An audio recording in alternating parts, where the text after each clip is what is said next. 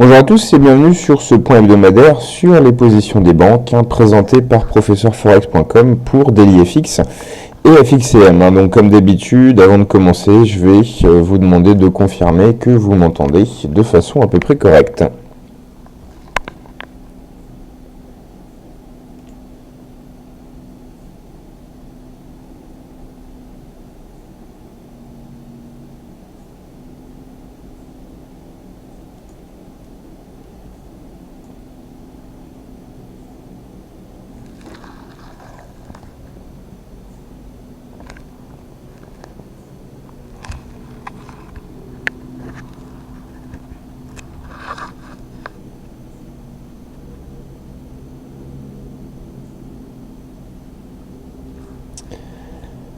Voilà, donc visiblement on m'entend, Très bien, ok, on confirme que le son est ok.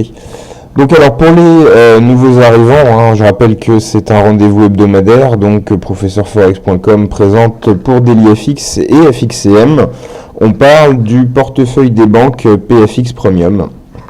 C'est un outil qu'on édite et qui rassemble des positions et des conseils en provenance de grandes banques, tels que Goldman Sachs, Morgan Stanley et d'autres. Et c'est donc des conseils principalement de swing trading et de moyen terme. C'est des conseils que les banques publient à destination de leurs clients, ou alors c'est des positions qu'elles prennent et sur lesquelles elles communiquent. Donc c'est pas exhaustif, c'est pas toutes les positions, des banques, mais il y en a un certain nombre. On en a à peu près 80 par mois, 80 positions clôturées par mois. Sur du swing trading et du moyen terme, c'est un volume qui est tout à fait intéressant. 80 positions de swing trading par mois, justement, ça implique un choix, parce que si on voit le portefeuille des banques comme un système de signaux de trading, ça veut dire qu'on va placer 80 positions de swing trading moyen terme par mois. Compte tenu de cette horizon de temps, c'est quelque chose d'un peu élevé, donc on peut parfois être amené à faire des choix, et on a un outil dans le portefeuille des banques qui est censé vous aider à faire ces choix avec un système de classement des banques par paire de devises, par période, etc., pour essayer de filtrer un peu tout ça et de se dire, par exemple, je vais suivre telle banque sur telle paire de devises, mais pas sur telle autre, et de se constituer des règles qui vont nous permettre de tailler dans ces 80 conseils par mois pour suivre que ceux qui correspondent à la stratégie de trading qu'on a définie. Donc voilà pour ces quelques mots sur le portefeuille des banques. On va rentrer tout de suite dans le vif du sujet, tout en précisant que c'est la semaine de Noël qui démarre, et que donc on va avoir un programme qui sera largement limité. Un programme, alors voilà,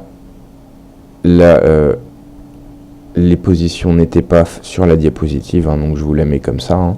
Voilà les positions sur euro-dollar qu'on a actuellement dans le portefeuille des banques. Alors oui, ce que j'étais en train de vous dire, c'est que la fin d'année approchant, va y avoir une période de creux sur le portefeuille des banques. Il y aura toujours des positions qui s'ouvrent, des nouveaux conseils qui s'enregistrent, mais bien sûr, comme pour tout le monde, c'est la même chose pour les banques. Il y a un volume de travail et un volume de trading qui est bien sûr moins important. Donc sur l'euro-dollar, voilà ce qu'on a actuellement dans le portefeuille des banques. On a 3 positions, dont une qui a été déclenchée aujourd'hui de la part de Crédit Suisse. Une position vendeuse entrée à 1,0905 avec un objectif à 1,0640, 1,0640 et un stop à 1,0955, donc un objectif. Une position de court terme, comme on le voit, avec un objectif pas trop ambitieux et un stop assez serré. JP Morgan est en position depuis le 9 décembre avec un ordre de vente placé à 1,0923, donc avec pour objectif à peu près le plus bas annuel sur 1,0490 et un stop à 1,1130. En ce qui concerne Citi, on a une position de long terme qui a été ouverte à la fin du mois d'octobre et qui vise elle aussi les plus bas annuels vers les 1,0450 avec un stop à 1,1520. Donc ce qu'il faut surtout retenir, comme je le disais dans le titre de la diapositive, qu'on n'a plus sous les yeux, voilà, c'est que ce qui est important de noter, c'est que les banques n'ont pas changé d'avis hein, sur l'euro-dollar après ce mois de décembre qui a été très important, hein, qui n'est pas terminé, mais pour lequel les principaux événements hein, sont déjà passés, à savoir la réunion de la BCE et la réunion de la Fed. Hein, c'était deux événements tout à fait majeurs. Et le constat, c'est que certes, ces deux événements hein, ont taillé un peu dans les positions, ont conduit des banques à stopper leurs positions, parfois en gain, parfois en perte, mais au final, hein, une fois que l'orage est passé, une fois que la BCE et la Fed se sont exprimés, ce qu'on peut constater, hein, c'est qu'il nous reste 3 positions vendeuses sur l'euro-dollar dans le portefeuille des banques. Donc la conclusion, hein, c'est qu'au final, aux yeux des banques, hein, les réunions des banques centrales du mois de décembre hein, n'ont pas fondamentalement changé hein, le contexte et les avis restent baissiers. D'ailleurs, c'est caractéristique, hein, on le voit, ces 3 positions. On en a une de court, une de moyen et une de long terme. Hein, donc que ce soit à court, moyen ou long terme, hein, là on a quelque chose hein, qui nous montre que les perspectives restent baissières. D'ailleurs, ça me permet de faire le lien avec une autre façon d'utiliser ce portefeuille des banques. Hein. Alors pour toutes les positions, il y a point d'entrée, stop et limite, mais ce qu'il faut noter, hein, c'est que on peut aussi voir ça hein, comme une aide à l'analyse. Par exemple, là on voit qu'on a 3 banques hein, qui sont positionnées à la vente sur l'euro-dollar. On voit que parmi ces 3 banques, il y en a 2 qui ont un objectif qui est proche des plus bas annuels. Hein. Voilà, c'est des informations qu'on peut intégrer à notre analyse, s'intéresser en tant qu'objectif au plus bas annuel et privilégier la vente hein, sur l'euro-dollar parce qu'on a un consensus vendeur hein, auprès des banques. D'après ce qu'on peut voir hein, donc dans le portefeuille des banques. Donc c'est aussi, ça sert aussi à ça, hein, ça sert aussi à compléter l'analyse quand on voit que plusieurs banques ont des stops ou des objectifs sur le même seuil ou à peu près, quand on voit que plusieurs banques hein, entrent en position sur le même seuil ou que plusieurs banques sont tout simplement dans le même sens. C'est des informations qui sont intéressantes à rentrer dans le cadre de votre analyse. Alors, je poursuis avec AUD-USD. Hein, donc les banques, elles continuent de privilégier la vente. On a la paire qui a beaucoup chuté ces dernières semaines, mais les banques hein, restent pour l'instant à la vente. On est, alors je vais regarder de mon côté les cours sur AUD-USD. Voilà, actuellement on est sur les 71,85. On voit qu'on a Crédit Suisse et BNP qui sont entrés au début du mois de décembre et qui visent les 0,70 environ. Hein. BNP vise les 0,70 et Crédit Suisse les 0,6940. Hein. On est encore assez loin de ces objectifs. Hein. Aujourd'hui on est sur les 71,85 hein, comme je vous le disais. Donc, c'est des positions hein, qui restent à surveiller. On a la Barclays qui est rentrée encore plus tôt, le 23 septembre, sur les 0,7091 à la vente, hein, avec un objectif à 0,6250, hein, dont cette position est en perte. Pour l'instant, hein, c'est un ordre de vente qui a été ouvert sur les 70,91 et on est actuellement sur les 71,85. Hein, donc voilà. Pour le consensus hein, baissier sur AUD-USD et c'est à peu près avec ces 3 positions euro-dollar et ces 3 positions AUD-USD, hein, c'est presque la totalité de ce qu'il y a dans le portefeuille des banques en ce début de semaine. Hein. C'est pour vous dire que le programme s'allège considérablement. S'allège considérablement hein, alors que les festivités de Noël approchent. Hein. On va terminer avec les ordres limites enregistrés aujourd'hui qui sont au nombre de 3, il nous en manque un mais de toute façon on va les pointer sur les graphiques. Donc on a Crédit Suisse qui a placé un ordre limite de vente sur le dollar yen, Crédit Suisse également qui a placé un ordre limite d'achat sur USD-CAD et donc le troisième, c'est pas USD-CAD.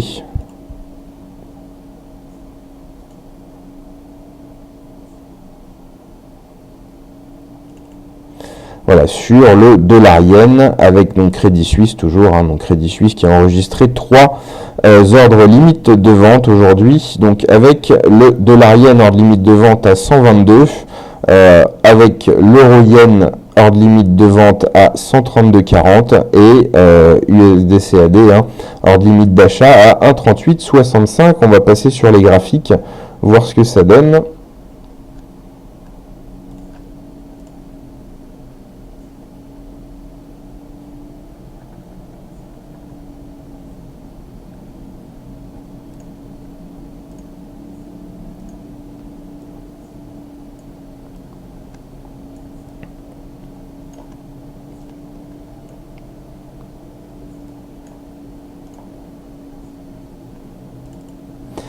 Voilà, donc on est sur un graphique dollarien, on va le mettre en données horaires. Et donc le conseil émis aujourd'hui par Crédit Suisse, c'est la vente en cas de remontée à 122.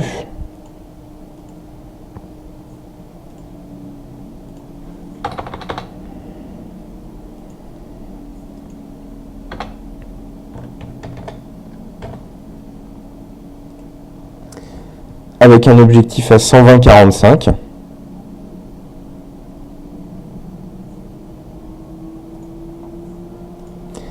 Et un stop à 122,67.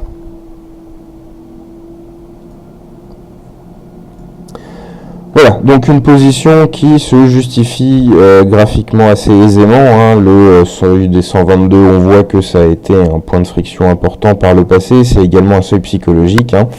Donc ça a du sens, hein, de chercher à vendre sur ces seuils-là. En ce qui concerne l'objectif à 120,45, on voit que c'est à peu près les derniers plus bas. Bon, on peut se dire que 10-15 pips au-dessus, ça aurait peut-être été plus prudent. On voit quand même qu'il y a eu un support qui s'est dessiné sur les 120,60, hein, donc peut-être que dans la prochaine phase de baisse, on n'arrivera pas non plus à le casser. Donc on aurait pu imaginer un objectif peut-être un peu moins ambitieux, mais en tout cas, hein, graphiquement, ça s'explique. Quant au stop à 122,67, bon là c'est moins clair, hein. On voit que ça passe par des pics et des creux intermédiaires, mais on n'a pas de justification graphique claire, hein. Donc voilà pour le dollar yen. L'autre position, c'était sur l'euro-dollar, pardon, pas l'euro-dollar, l'euro-yen.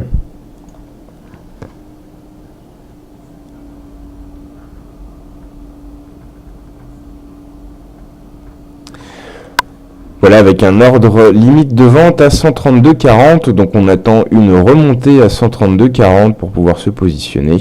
C'est d'ailleurs en bonne voie vu que ça remonte, hein, aujourd'hui. Avec un objectif à 129,77.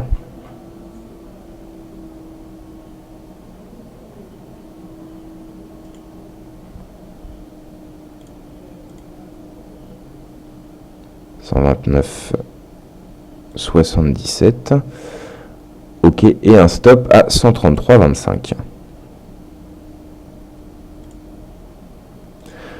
Voilà, donc on peut constater un stop assez serré par rapport à l'objectif. On peut constater que l'objectif, ça correspond au dernier plus bas important, hein. C'était des plus bas qui dataient d'un moment, hein. C'était à la fin du mois de novembre, hein. On avait effectivement des plus bas dans la zone des 130. Donc là, c'est une justification graphique claire pour l'objectif. Pour le cours d'entrée à 132,40, bon, on voit également que il y a plusieurs points qui ont été importants qui sont autour de ce seuil. Quant au stop à 133,25, hein, là il y a moins de justification graphique, hein, comme on le voit, hein. Quand je cherche des justifications graphiques, en fait, c'est un peu comme si on se mettait à la place de la banque et pourquoi précisément tel objectif, pourquoi précisément tel stop, hein. On essaye de voir sur les graphiques, hein, quelle a pu être la réflexion de la banque. Ça a des vertus pédagogiques, hein, et c'est toujours bien de comprendre au moins un minimum les conseils qu'on suit, hein. Donc voilà pour ce conseil de Crédit Suisse sur l'euro-yen. Et la dernière position qui a été enregistrée aujourd'hui, le dernier ordre qui a été enregistré aujourd'hui, c'est un ordre limite d'achat sur USD CAD.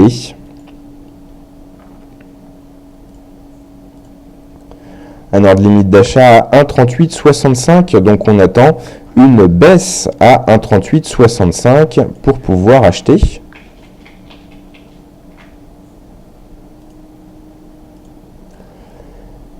Avec un objectif à 1,4320.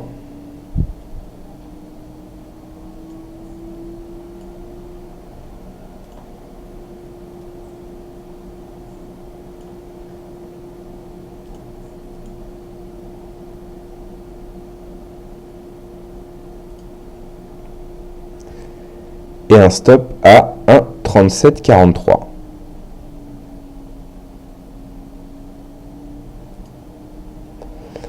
Voilà donc un stop serré.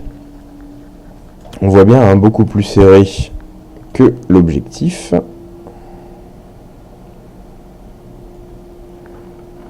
Voilà. On voit quand même que l'objectif est assez ambitieux, d'autant plus que on nous dit que c'est une position de court terme, mais ça va dans le sens de la tendance. On voit que USD-CAD a très nettement récupéré depuis la fin du mois d'octobre, et même avant. Depuis plusieurs mois, on a une forte remontée de USD-CAD. Là simplement, Crédit Suisse parie sur une nouvelle vague. Dans le cadre de cette hausse, une nouvelle vague de progression, donc pour aller chercher au-dessus des 1,43, précisément à 1,4320, avec un stop serré sur les 37,43. On voit donc là que les justifications graphiques sont pas évidentes, c'est dû au fait qu'on est en bout de tendance là, ça fait un moment qu'on est en hausse, donc on arrive sur des seuils qu'on n'a plus touché depuis longtemps, et c'est donc beaucoup plus difficile de trouver des seuils graphiques intéressants. Quoi qu'il en soit, là, on a clairement Crédit Suisse qui prévoit une extension de la hausse de USD-CAD, ce qui est une position d'ailleurs technique. Elle se base sur des facteurs techniques, et ce qui est intéressant, c'est que on peut compléter son analyse avec le côté fondamental et se rendre compte, pour des raisons qu'on n'abordera pas forcément ici, que fondamentalement ça cadre aussi avec des raisons de penser que USD-CAD va continuer de progresser, des raisons économiques, des raisons fondamentales. Donc voilà pour les 3 heures d'enregistrer aujourd'hui. Donc comme je vous l'avais dit, un programme assez léger pour cette semaine, un portefeuille des banques qui s'allège, ce qui devrait s'inverser à partir du début du mois de janvier, où on aura les banques qui vont commencer à prendre des positions de long terme, des positions qu'elles vont envisager sur toute l'année. Donc il faut attendre au début du mois de janvier pas mal de positions de long terme. On a la plupart du temps des positions de court moyen terme. Il y a assez peu de positions de long terme dans le portefeuille des banques, mais généralement c'est des positions qui sont tenues plusieurs mois et qui affichent des performances en centaines de pips, donc elles sont toujours très intéressantes, et il y en a beaucoup qui arrivent en début d'année. Donc restez à l'écoute de ces nouvelles positions au début du mois de janvier. Et j'en profite pour vous rappeler que cet outil, le portefeuille des banques, c'est accessible gratuitement pour 1 an pour les détenteurs d'un compte FXCM, pour les ouvertures de compte auprès d'FXCM. Et on se retrouve bien sûr tous les lundis pour faire le point à 16h sur les positions des banques. Je vous rappelle également que dans la matinée ou en début d'après-midi sur DailyFX, il y a un article qui parle aussi de nos positions des banques qui est publié, que vous pouvez consulter. Et je rappelle également que l'enregistrement de ce webinaire est disponible sur la chaîne YouTube de DailyFX peu après la fin du webinaire, généralement autour de 17h. Voilà, je vais vous souhaiter à tous une très bonne après-midi de trading, si vous êtes encore sur les marchés, en ces vacances de Noël. Et je vous donne donc rendez-vous à la semaine prochaine. Il y aura certainement pas grand-chose de plus à dire, mais on fera quand même le point pour voir comment les banques abordent la fin d'année.